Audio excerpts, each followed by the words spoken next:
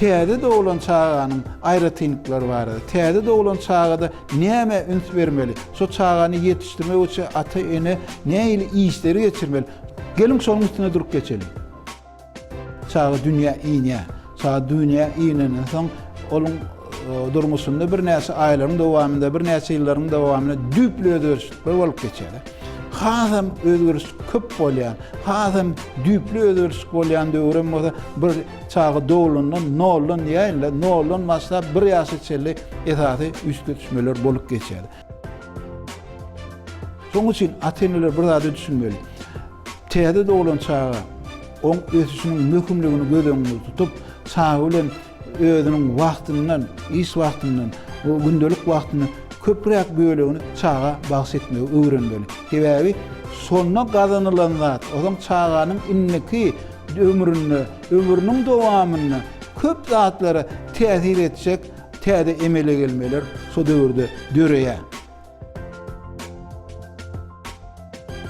Elbette maskalaň aladalary köp bolýardy. Ýöne ulular çağlar bilen oýnamagy, şoň gürleşmegi, başga da täsirleri etmegi ýatdan çykarmalylar.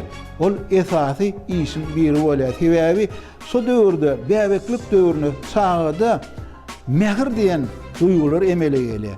Çağanyň mehr diýen duýgusy ul adamdan geçmede öz-özünden döräni. Şoň üçin ene mehri çağa siňýär. Enesi mehirli bolsa, mehirini çağa siňdirse, çağa da insan bolup ýetişende mehirligi, adama duýgu dostlugy bildirmegi öwrenýär. Başga adama da onu paýlaşyp bilýär, öz mehri bilen paýlaşyp bilýär çağa. Ol törekden gelýän sesleri dinleýär. Ol öňünde duran zatlaryň eline oýnaýar. Ol eline duş gelen zatlary öwrenip, şolary barlap, derňäp, şoluň üstü bilen daşky dünýä bilen tanyşyp başlaýar. Şoň üçin so döwürde çağalary mümkin bolduğundan diýişdi, çağalar üçin ýan ýetirmez. O himik taýdan arasa, ýa-da bolmasa howply däl, oýunjoklar bolýar. So oýunjoklaryň üçin etmeli. Çağa so oýunjoklary öwrenmek bilen, şolary ellemek bilen, şolaryň üstü bilen daşky dünýäniň käsitlerini öwrenýär. Çağanyň daşky dünýä bilen gatnaşygyny esasy orny enesi eýelýär. Sebäbi iň ulu adamlaryň içinde iň ýakyn adam enesi bolýar. Çağı bilen iň köp wagty bilelikde geçirýän şahsiýetim enesi bolýar. Şoň üçin çağanyň durmuşynda iň esasy adam enesi hem de atasy bolup durýar.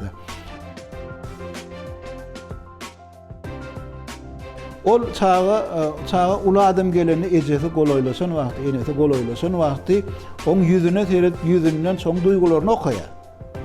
Şu döwürde çağa ulularyň aýdýan sözlerini dolu şolaň manysyny düşünmese de, şu sözüň aýdylşyna, heňine, oň şu söz adamlar aýdandan soň nähile aýdýar? Çağany gowy görüp ýüzlenýärmi? Ya da çağa bir hile hayvat atýarmy? Ol sözüň özü ähmiýetli däl, sözüň aýdylşy çağa üçin möhüm bolýar. Oň üçin çağa ulu adamlardan özüne değişlikde, ýakymly sözler eşdi, özüne değişlikde, gowy sözleri, mehirli sözleri dinlese çağada özüne bolan ynamy, özüne bolan bahasy gowulanýar. Ol özüniň daşky dünýäden, nätanys dünýäden, täze öwrenýän dünýäsinden, oň üçin ýat dünýäde, täze dünýäde, so dünýäde özüniň gorulýanlygyny düşünüp başlaýar çağa. Ondan soň şeýle çağda gorkular aýrylsa, onuň ötüşüm gowulanýar. Ötüşüm bir näçe görnüşde bolýar. Diňe fizik görnüşde ötüş bolanok. Ol sosial ötüşüm bolýar, psikologik ötüşüm bolýar. Oň üçin şu ötüşleriň ähli görnüşlerinde de ular bilen gatnaşmak, hasam enesi bilen, atasy bilen gatnaşmak çağanyň ruhy ötüşiniň girebi bolýar.